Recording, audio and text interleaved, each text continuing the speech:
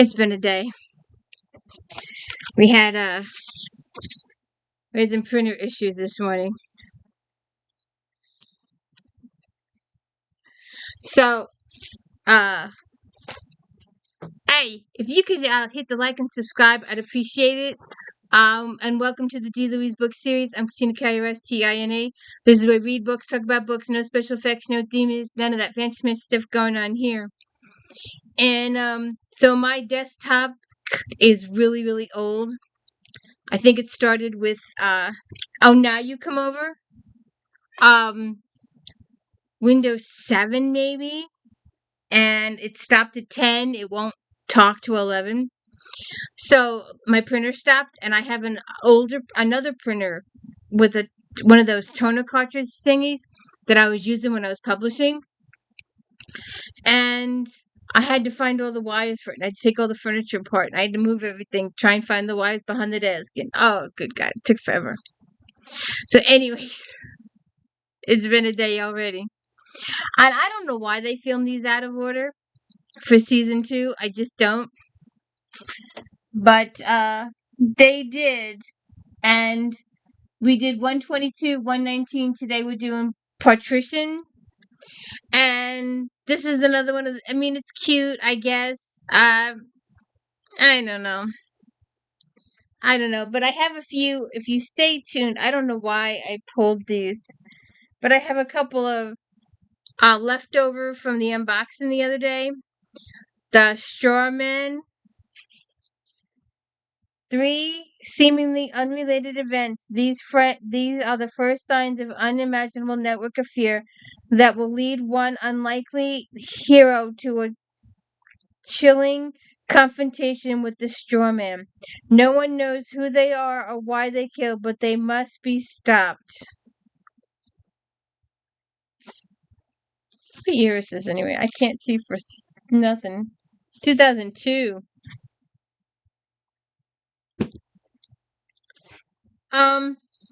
And these showed up. These are from the 50s. They're reprints, though. When it was first published in 1943, the Fountainhead Anne Ryan Darnley original literary vision and her groundbreaking philosophy, objectivism, won immediate worldwide interest and acclaim. The instant classic is a story of in-transition young architect, his violent battle against conventional standards, and his struggles to love after a beautiful woman who struggles to defeat him. Oh! I have no idea why I thought these were sci-fi. My mistake. Oh, here's a guy you know. Michael Crichton, Disclosure. A brutal struggle in the cutthroat computer industry, a shattering psychology game of cat and mouse, a shocking accusation that threatens to derail a brilliant career. These are the electrifying elements of the novel. Alright, shall we get to it here today? Partition. There is no voiceover from the captain. No setting the situation up. We do have Pess and Paris working together, and we know Nelix is gonna have an issue with this. So let's see what happens. Not a clue. Not a clue. So, apparently, Tom Paris is trying to teach Kess how to fly a shuttlecraft.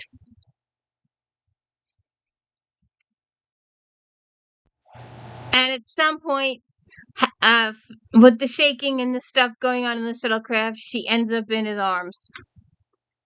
They have a second or two moment.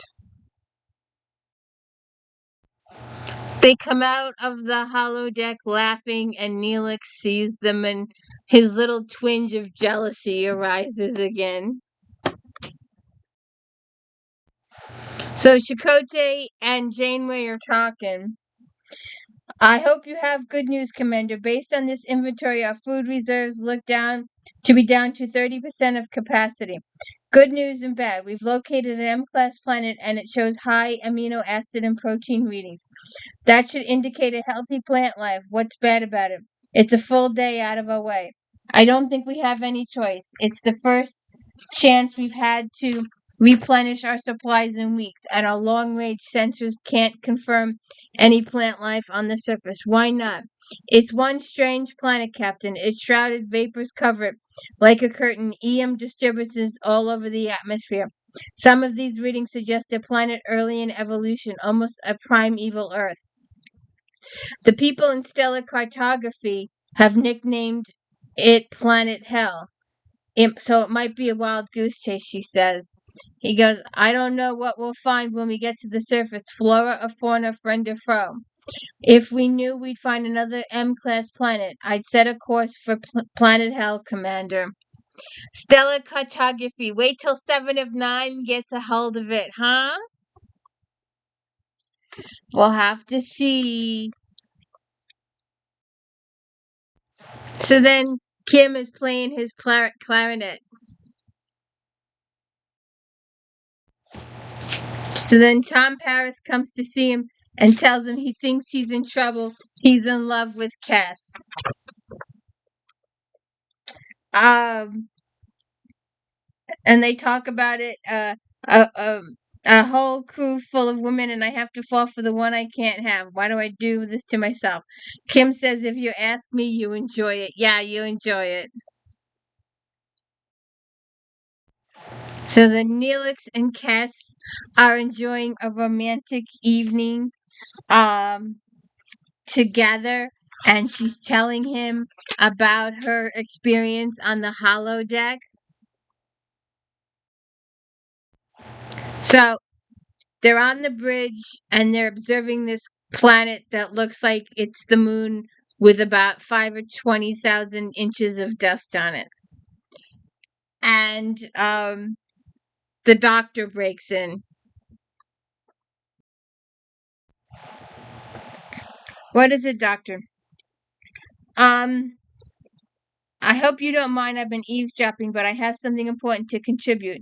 What is it, Doctor? Of course, it wouldn't be necessary for me to eavesdrop if I were included in these discussions as a matter of operating protocol. Doctor, you should be aware that the trigemic vapors at the recorded levels can cause severe humanoid skin irritations. Could you provide some sort of skin protection that might help? I'm whipping up a batch of dermal osmotic sealant as we speak. Nevertheless, the skin exposure to the atmosphere should be limited. Noted, doctor. Thank you. Tell me, how often do you eavesdrop? I'm simply trying to monitor issues involving the health of the crew, Captain. When activated, the emergency medical program establishes comm links with all areas of the ship. I have on occasion. I'm a doctor, not a voyeur. I'm programmed to be discreet. Ah. So then Harry and Kim go to the mess hall and they see Cass and they talk about her. Why don't we take in the holodeck later? Multi-year comedy that'll cheer you up. I think I'll just eat later. And they just look at her for a while and talk about her. And then Neelix gets involved. Hair pasture is actually made from the follicles of the mature alfarian. We harvest the hair during shedding season. It's early fall. It's very high in protein. Whatever. We just have a lot of bridge operation business to discuss today. Mr. Kim, please just report to the bridge. Oh well, have a nice lunch. And when he sits down, he sits down to Cass. And Neelix gets in his face. Neelix throws the plate in Paris's face. Sitting with your back to each other like two strangers waiting for transport. Was that supposed to fool me? Oh, a guy just can't win. Look, there's nothing to fool you about. Really, I swear. Liar. Throws a fool. What the hell are you doing? I'll kill you. It's too late. I'm betting your hair pasta already did the trick. Janeway to Lieutenant Paris and Nelix. Go ahead. Yes, Captain. Please report to my ready room right away. I have something important to discuss with you. So then she asks for an explanation to Paris's appearance and Nelix's appearance as they are both wearing spaghetti all over themselves.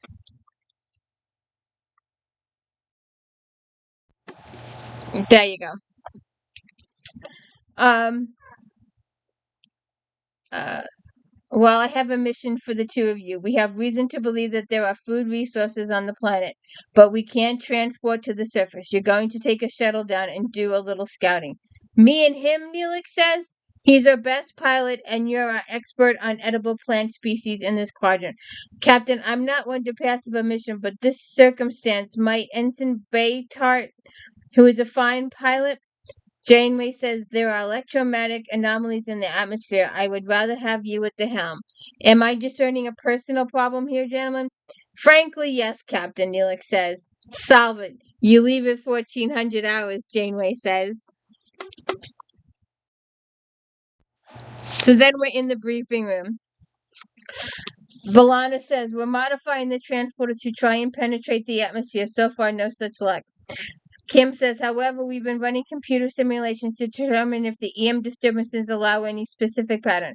Our data analysis suggests that there may be occasional atmospheric windows that would allow us to get through. How occasional, Chakotay? Yes, and how long would they last? We should see one every 30 hours or so, but they may only last for a matter of minutes. I can't be sure yet. At least long enough for us to beam up food supplies. Mr. Paris, you and Mr. Neelix will collect as many vegetables and fruits as you can while we wait for this atmospheric window to open. Mr. Kim, be sure the computer simulations include. And we get a little interruption. So Cass is there to greet them as they come out of the meeting. And Paris and Kim just walk right by her. And she tracks down Neelix. And she says, where is it? What happened? I heard you. Nothing happened, Neelix says. They said you and Tom Paris had. Cass, we'll talk about it when I get back. I want to know, Neelix, is it true that you were fighting? When I get back. And he brushes her off. So then the doctor sees that Cass is upset and he tries to talk to her. Neelix and Tom Paris had a physical fight over me. How delightful. Delightful. You should consider it a high compliment. Throughout history, men have fought over the love of women. Why, I can quote you autopsy reports from duels as far back as 1538. It's not funny. It's not meant to be. You've always had been interested in autopsies. Are all Talaxians so jealous? I wouldn't know. I've only met one. I love Neelix. Why can't he just accept that? He's suspicious about Tom are completely unjustified. Are they? Lieutenant Tom's Paris's affection for you is obvious. What do you mean? I mean he desires you. That's not true. Tom and I enjoy each other's company. We're friends. Whenever you walk into the room, his respiration increases, his pupils dilate, and the coloration of his ears turns decidedly orange. Until I noticed the pattern, I thought he was suffering from Tilasian flu. It's there for anyone to see, maybe not in the same diagnostic detail as I see it. Are you saying that I didn't want to see it? You're only 2 years old. There may be a few things you don't know to look for in a man. In time, you'll understand. On my home world, it's so much simpler. You choose a mate for life. There's no distrust, no jealousy, no envy, no betrayal. Your world must have dry literature. Okay, so the Neelix and Tom are on the shuttlecraft. We lost communication with Voyager 30 seconds ago. You don't have to impress me with your techno babble. I'm not trying to impress anyone. I'm entering into the flight record. Look, can I make a suggestion? You're the commander of this mission. You can make any suggestion you want. And if you make it in order, I'll even have to obey it. My suggestion is that we put our personal problems aside until this mission is over.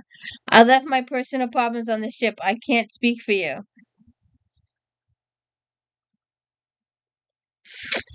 I don't know.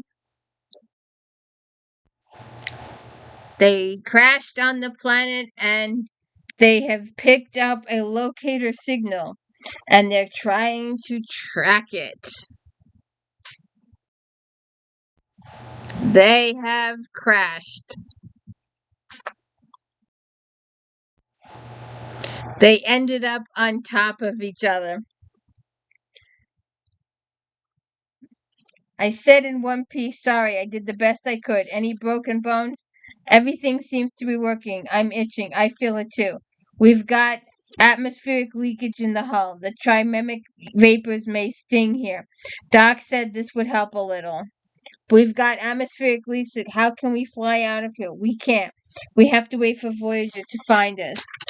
We're not even sure they're looking for us. Yes. We don't know if the EM pulse got through. So they sprayed the stuff the doctor gave them all over their faces.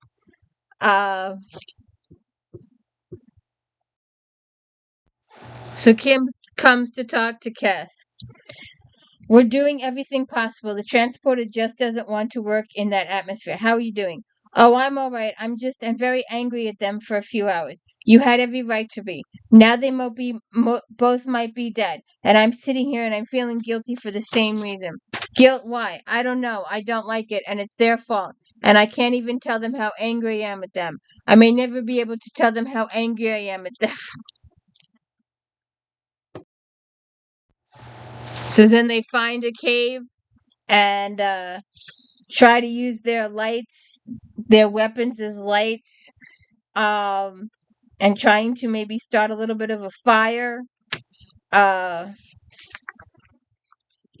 he goes, so what is Starfleet protocol for situations like this? Oh, there's a whole course at the academy full of all sorts of survival strategies.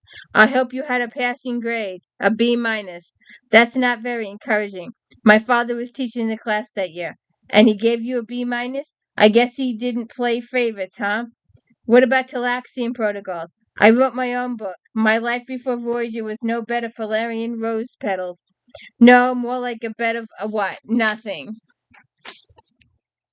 You were going to say junk, perhaps. Go ahead, say it junk. I was a junk dealer. And they start getting into it again.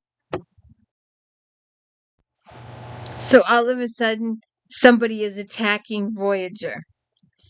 They're trying to hail them, they're trying to communicate with them.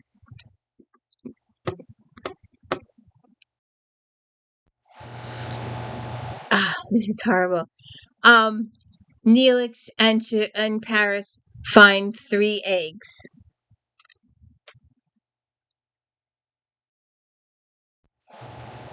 The EM disturbance patterns match the computer simulations. I'd say we get a shot at atmospheric window in about 53 minutes.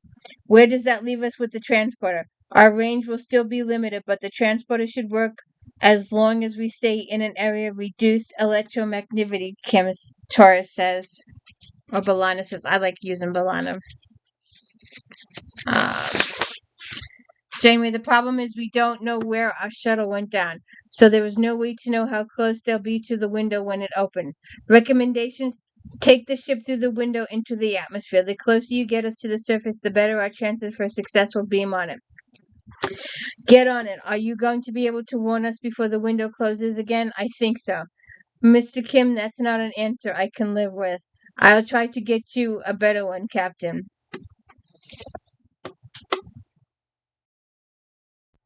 So then she talks to Tuvok. We need you to find a way to get us by that ship. I have anticipated your request, Captain. Am I correct in assumption that you want to use minimal force? Assumption confirmed. I cannot guarantee success. My evaluation of the weapon system suggests a capacity equal to our own. However, you've come up with an ingenious plan to neutralize them. I have. In my analysis of our first encounter, I've detected that I believe to be a vulnerability in their shield configuration. There appears to be a slight phase retraction when auxiliary power is transferred to the aft weapon systems. A convenient phaser pulse in their aft control systems might disable their entire weapons array. That's my ingenious plan, Commander. You are correct. Well, get to it.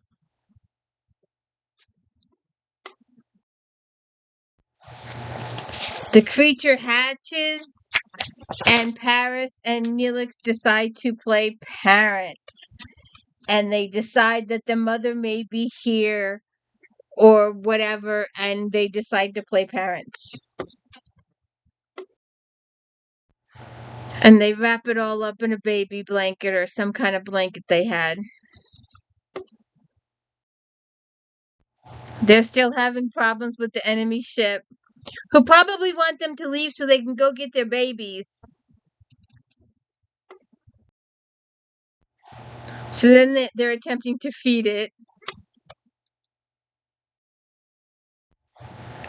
So we're back on the bridge. Kim says 30 degrees off the predicted coordinates. How soon will we have maximum aperture, Kim? 9 minutes. All right, Commander. Let's try and draw some fire from their ass weapons. Bring us in with 10 kilometers. And they exchange fire. Shields at 80%. Minor damage to our port nacelles. Rewriting power to lateral thrusters. Tuvok. So far, I'm not detecting the same vulnerability in their shields this time. We may have to resort to additional force. Armed photon torpedoes. Prepare to. Tuvok says, stand by, Captain. I'm detecting an opening. The aliens firing again. The Voyager replies with one shot. Direct hit to their off-control systems. Their weapons are disabled. Proceed to Mr. Kim's coordinates. So then they're bonding with the baby. It's just, you can't even see Nelix here. We'll move it in a second.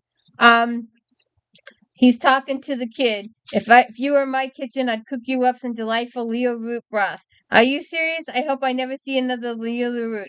And you're certainly not feeding any of that hideous broth to my niece or nephew, whatever it is.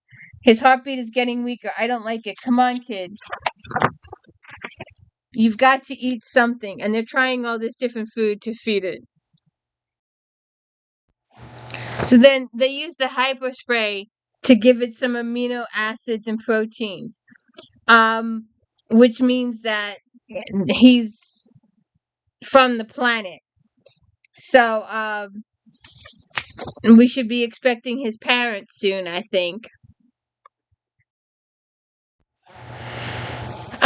So Lana says, sensors are operating as well as can be expected under these conditions. We're either just not close enough to where they landed to pick up their comm signals, or they've never landed. The shuttle might have burned up in the atmosphere. I'm not willing to concede that yet. Any signs of the alien ship? No, Captain, we lost them. 9 minutes, 20 seconds, Kim says. I'm sorry, huh? I feel I owe you an apology. No, you don't. I had no right to push that pasta in your lap. Well, think of it this way. You saved me from having to eating. Nothing personal, but I just don't have an affinity for hair in my food. I haven't been fair to you, know. I hear people talking about you in the mess hall. No kidding what they say. Oh, that you used to be a coward and you couldn't be trusted. It was typical Kes that would befriend someone like you, someone who needs a friend. And I guess I got a little jealous. I got more than a little jealous. Now I realize I was wrong. I told you the truth when I said nothing happened between me and Kes. I know. And I promise you nothing ever will. You weren't wrong about me, Nelix. What do you mean? You know, the lighting here is just horrible. They're trying to make it creepy and foggy and stuff.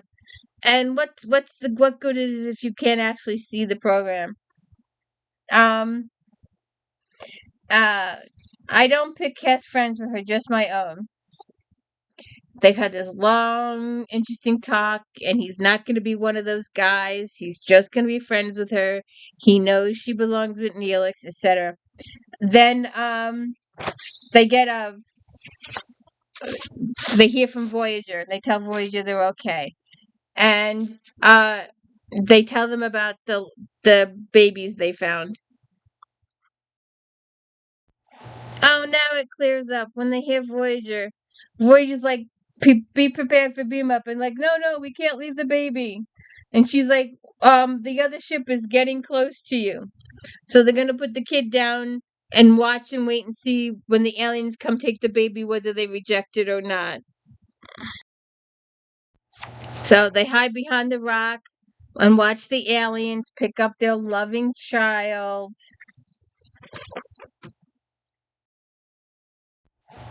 Cass greets them in the transporter room, gives Nelix a big, huge kiss and hug. Paris joins them. Uh,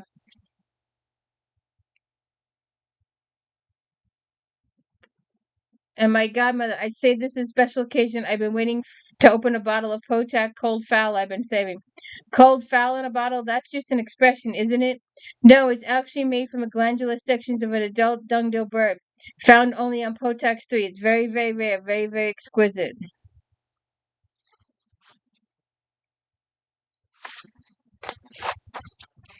And that is the end of the episode.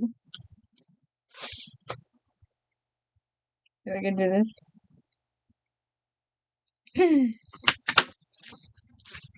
So that was the end of Paturition.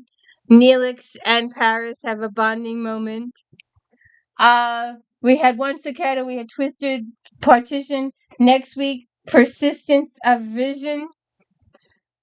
Oh, nope. We're gonna go in order now. I don't know what was going on in the beginning of the season, but anyway, uh, my co-host is quite angry with me.